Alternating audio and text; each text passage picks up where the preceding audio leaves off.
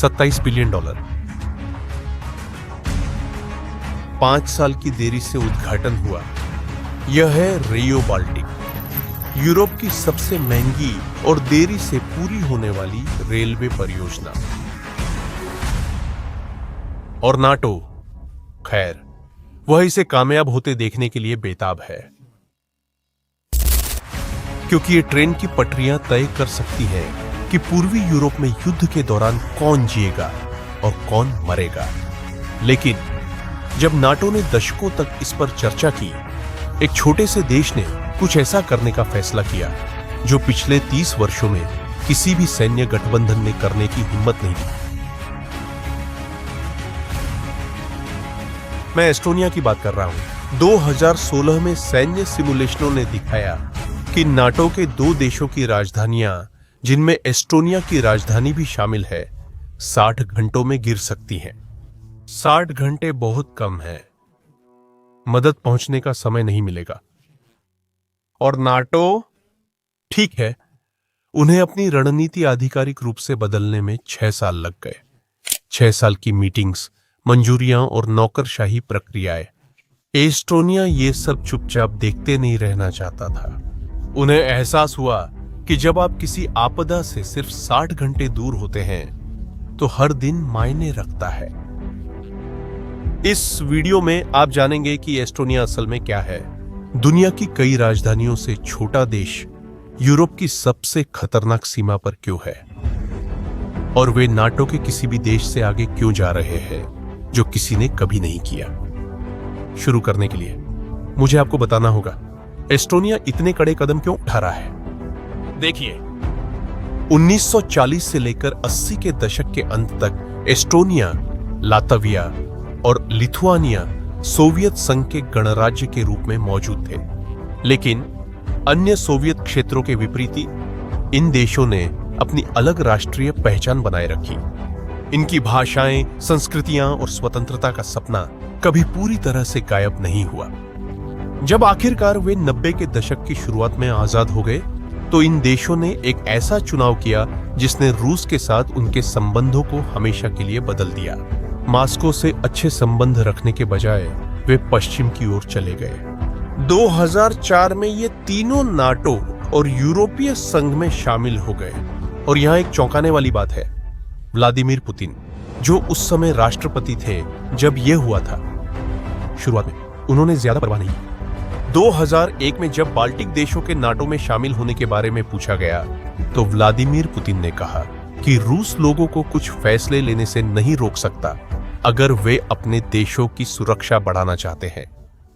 लेकिन 2003 में कुछ बहुत बदल गया। रूस, जॉर्जिया में रूस क्रांति, वह टर्निंग पॉइंट। 2003 में जन आंदोलनों ने जॉर्जिया की भ्रष्ट सरकार को गिरा दिया और मिखाइल साकाशविली को सत्ता में ला दिया, जो एक युवा और पश्चिम समर्थक नेता थे। यह एक शांतिपूर्ण क्रांति थी, लेकिन इसने देश को पूरी तरह से अमेरिका और यूरोप की ओर मोड़ दिया। पुतिन ने इन लोकतांत्रिक आंदोलनों को जनता की इच्छा की अभिव्यक्ति के रूप में नहीं, बल्कि पश्चिम की ऐसी कार्रवाइयों के रूप में देखना शुरू किया जिनका मकसद रूसी प्रभाव को कमजोर करना था। उस पल से लोकतंत्र और नाटो का पूर्व की ओर विस्तार पुतिन द्वारा अपने ही शासन के लिए सीधी धमकी के रूप में देखा जाने लगा। फिर हम 2014 तक पहुंचते हैं। रूस द्वारा क्रीमिया का विलय सब कुछ बदल देता है। बाल्टिक देशों के लिए वह एक रेड अलर्ट। अगर पुतिन यूक्रेनी क्षेत्र पर हमला करने और उसे मिलाने के लिए तैयार थे, तो उन्हें वही इन देशों के साथ करने से क्या रोकता। लेकिन जानते हो क्या, असली झटका तो 2 साल बाद ही आया। 2016 में नाटो ने युद्ध अभ्यास किए ताकि वह अपनी क्षमता का परीक्षण कर सके कि वह बाल्टिक देशों की रक्षा कर सकता है या नहीं। परिणाम डरावने थे। रैंड कॉरपोरेशन के सिमुलेशन ने दिखाया कि रूसी सेनाएं केवल 60 घंटों में टालिन, जो कि एस्टोनिया की राजधानी है, और रीगा, जो कि लातविया की राजधानी है, तक पहुंच सकती है। एक पल के लिए इस बारे में सोचिए। नाटो का अनुच्छेद 5 जो यह सुनिश्चित करता है कि सभी सदस्य किसी भी हमले का शिकार हुए सहयोगी की रक्षा करेंगे, बेकार हो जाएगा अगर उन सहयोगियों को मदद पहुंचने से पहले ही हरा दिया जाए। एक भौगोलिक समस्या है जो सब कुछ और खराब कर देती है। इसे सुल अलग गैप कहा जाता है। यह केवल 60 किलोमीटर लंबा एक जमीन का गलियारा है जो पोलैंड और लिथुआनिया के बीच है। यह बाल्टिक देशों और बाकी यूरोप के बीच एकमात्र जमीनी संपर्क है। एक तरफ है कालिनिंग्राद जो एक रूसी क्षेत्र है और भारी सैन्यीकृत है। दूसरी तरफ है बेलारूस जो आज लगभग रूस की कठपुतली राज्य बन चुका है। रूसी रणनीति सीधी और क्रूर होगी। बाल्टिक देशों के जरिए तेजी से आगे बढ़ना, सुल अल कॉरिडोर को काटना और सरकार में बदलाव के लिए मजबूर करना, इससे पहले कि नाटो अपनी सेनाओं को जुटा सके। लेकिन कुछ ऐसा हुआ जिसने इस समीकरण को पूरी तरह बदल दिया। 2023 और 2024 में फिनलैंड और स्वीडन का नाटो में शामिल होना बाल्टिक सागर को प्रभावी रूप से नाटो की झील में बदल दिया। अब बाल्टिक देशों को उत्तर और पश्चिम से समुद्र के रास्ते सैन्य सहायता और हवाई व नौसैनिक समर्थन मिल सकता है। यह सुल अल्क कॉरिडोर के महत्व को खत्म नहीं करता, लेकिन अब मदद भेजने के लिए वैकल्पिक रास्ते हैं जो पहले मौजूद नहीं थे। और फिर यूक्रेन पर हमला हुआ 2022 में। बाल्टिक देशों के लिए वह मूल रूप से एक झलक थी कि उनके लिए आगे क्या आ सकता है। लेकिन यूक्रेन में युद्ध ने भी एक बुनियादी चीज उजागर कर दी।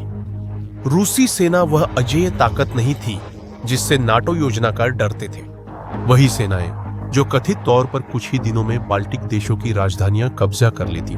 उन्होंने यूक्रेनी शहरों पर कब्जा करने के लिए महीनों तक संघर्ष किया। लेकिन इसके साथ ही एक और भी डरावनी समझ आई।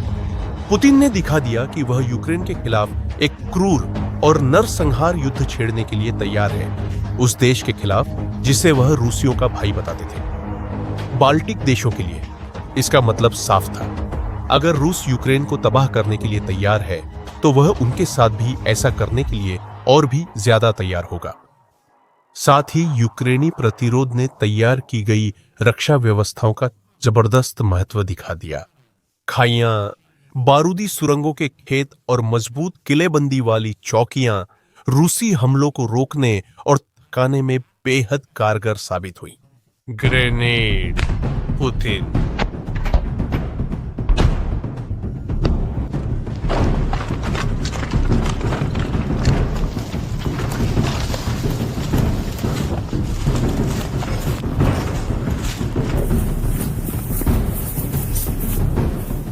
इसी समय बाल्टिक रक्षा रेखा की कल्पना हुई, जिसे जनवरी 2024 में आधिकारिक रूप से घोषित किया गया। लातविया, एस्टोनिया और लिथुआनिया के रक्षा मंत्रियों के बीच रीगा में एक बैठक के दौरान। लेकिन बहुत लोग इस परियोजना को सही नहीं समझते। यह दीवार नहीं, एक जाल है जो रूसियों के हमले का तरीका तय करता है। एस्टोनिया की रक्षा बलों के पूर्व कमांडर जनरल मार्टिन हेरेन इसे इस तरह समझाते हैं, रणनीति आक्रमण को रोकना नहीं बल्कि उसे आकार देना है। किलेबंदियां जानबूझकर साफ साफ दिखाई देने के लिए बनाई जाती है। उद्देश्य है कि किसी आक्रमणकारी कमांडर को कठिन फैसले लेने के लिए मजबूर किया जाए, या तो मजबूत तरीके से रक्षा की गई जगहों पर हमला करना जिससे भारी नुकसान और महत्वपूर्ण देरी हो, या फिर उन्हें बायपास करना। किलेबंदियों को बायपास करने से आपूर्ति की लाइनें लंबी हो जाती हैं और आक्रमणकारी के किनारे पलटवार के लिए खुल जाते हैं। इससे आक्रमणकारी बलों को पहले से तय की गई मौत की घाटियों में धकेला जाता है, जहां उन पर लंबी दूरी की तोपों और मिसाइलों से हमला किया जा सकता है। यूक्रेन ने एक कड़ा सबक सिखाया था, यहां तक कि छोटे छोटे विलंब और जटिलताएं भी विनाशकारी प्रभाव डाल सकती हैं। रूस की शुरुआती धारणा थी कि वह कुछ ही दिनों में कीव पर कब्जा कर लेगा, लेकिन यूक्रेनी प्रतिरोध ने इसे नष्ट कर दिया, जिसने रूसी सेनाओं को महंगे शहरी युद्ध और लंबी आपूर्ति लाइनों के लिए मजबूर कर दिया। और इसी संदर्भ में बाल्टिक रक्षा रेखा को ठीक इन्हीं जटिलताओं को व्यवस्थित रूप से पैदा करने के लिए डिजाइन किया गया था। 60 घंटे के आक्रमण को 60 दिनों में बदलकर यह रणनीतिक गणना को मूल रूप से बदल देती है। लेकिन आखिरकार वास्तव में क्या बनाया जा रहा है?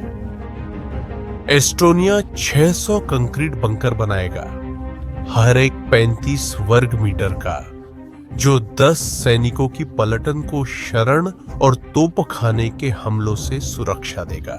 निर्माण जून 2025 में शुरू हुआ, जिसमें टैंक रोधी खाइयों की खुदाई की गई, जो लगभग 4 मीटर चौड़ी और 2 से 3 मीटर गहरी है।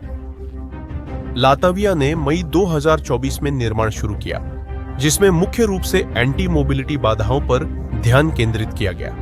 उनकी योजना में मौजूदा जल निकासी की खाइयों को टैंक रोधी खाइयों में बदलना और उन्हें ड्रैगन के दांत नामक कंक्रीट के ब्लॉकों से मजबूत करना शामिल है। लातविया रणनीतिक स्थानों पर 27 काउंटर मोबिलिटी पार्क बना रहा है, जहां बाधाओं को संग्रहित किया जाएगा ताकि संकट की स्थिति में उन्हें जल्दी तैनात किया जा सके। लेकिन लातविया का सबसे विवादास्पद निवेश टैंक रोधी बारूदी सुरंग प्रणालियों में है, 800 मिलियन यूरो से भी अधिक। और यहां हम सबसे विवादास्पद फैसलों में से एक पर पहुंचते हैं। मार्च 2025 में एस्टोनिया, लातविया, लिथुआनिया और पोलैंड ने ओटावा समझौते से बाहर निकलने की घोषणा की, जो एक अंतरराष्ट्रीय संधि है जो एंटी पर्सनल बारूदी सुरंगों के इस्तेमाल पर रोक लगाती है। एंटी पर्सनल बारूदी सुरंगें जमीन में दबाई जाती है और किसी के पैर रखने पर फटती है। इन्हें बैन किया गया क्योंकि युद्ध के बाद भी ये आम नागरिकों की जान लेती है। लेकिन इन देशों ने तय किया है कि रूसी खतरा बढ़ने के साथ उन्हें अपनी रक्षा के लिए उपलब्ध सभी हथियारों का इस्तेमाल करना पड़ेगा। लेकिन ये रक्षा पंक्ति सिर्फ बंकरों और खाइयों से नहीं बनी है। बाल्टिक देश भी आधुनिक और महंगे हथियार खरीद रहे हैं। किलेबंदी को मजबूत करने के लिए तीनों देश IMRS रॉकेट सिस्टम खरीद रहे हैं, जो यूक्रेन में निर्णायक साबित हुआ है।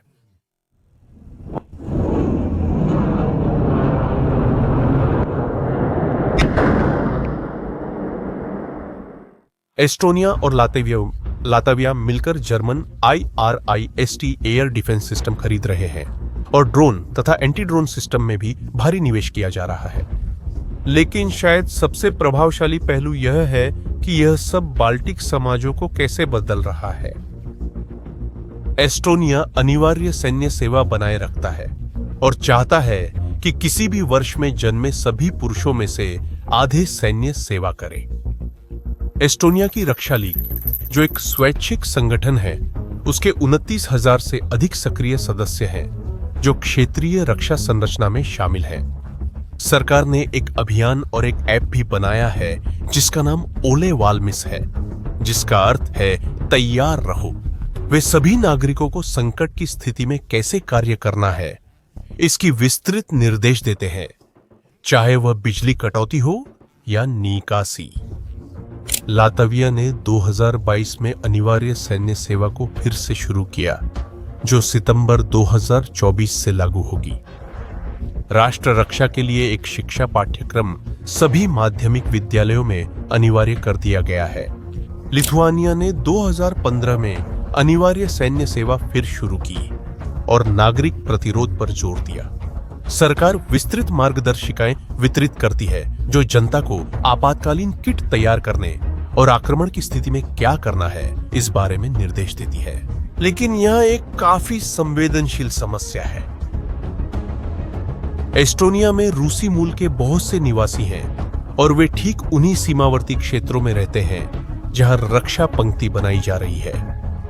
इदाविरु काउंटी में हर एक एस्टोनियाई पर 3 से ज्यादा रूसी है। सीमा पर स्थित नार्वा शहर में 90% आबादी रूसी बोलती है। 2024 के एक सर्वेक्षण ने एक चिंताजनक विभाजन को उजागर किया। जब उनसे पूछा गया कि क्या वे सरकार को अपनी निजी संपत्तियों का उपयोग बंकर और किलेबंदी बनाने के लिए करने देंगे, तो 67% जातीय एस्तोनियाई लोगों ने हां कहा। लेकिन रूसी मूल के निवासियों में से केवल 38% अपनी जमीन देने के लिए सहमत होंगे। इसका मतलब है कि लगभग 2/3 जातीय रूसी रूस के खिलाफ रक्षा निर्माण में मदद नहीं करना चाहते। और यही सबसे बड़ी चुनौती है, समय। पश्चिमी खुफिया एजेंसियों का अनुमान है कि रूस अपनी सैन्य ताकत को फिर से संगठित कर सकता है और नाटो को धमकी देने के लिए तैयार हो सकता है 3 से 5 साल के भीतर। लेकिन बाल्टिक रक्षा रेखा के पूरा होने का अनुमान 1 दशक तक है। इसकी लागत बहुत ज्यादा है। एस्टोनिया अपने सकल घरेलू उत्पाद का 5.4% रक्षा पर खर्च करने की योजना बना रहा है, जो नेटो के औसत लक्ष्य से 2 गुना से भी ज्यादा है। लिथुआनिया सिर्फ बारूदी सुरंगों पर ही 800 मिलियन यूरो से ज्यादा निवेश कर रहा है। ये आंकड़े वाकई में चौंकाने वाले हैं उन देशों के लिए जिनकी आबादी कई ब्राजीली शहरों से भी कम है। अब सवाल यह है कि क्या ये सब वाकई में काम करेगा?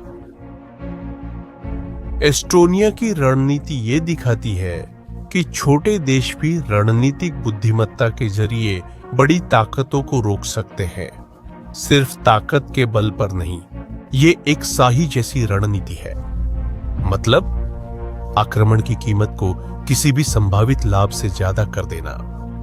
अगर ये सफल होती है तो दुनिया भर के दूसरे छोटे देश भी अपनी सुरक्षा के लिए इस रणनीति को अपना सकते हैं। और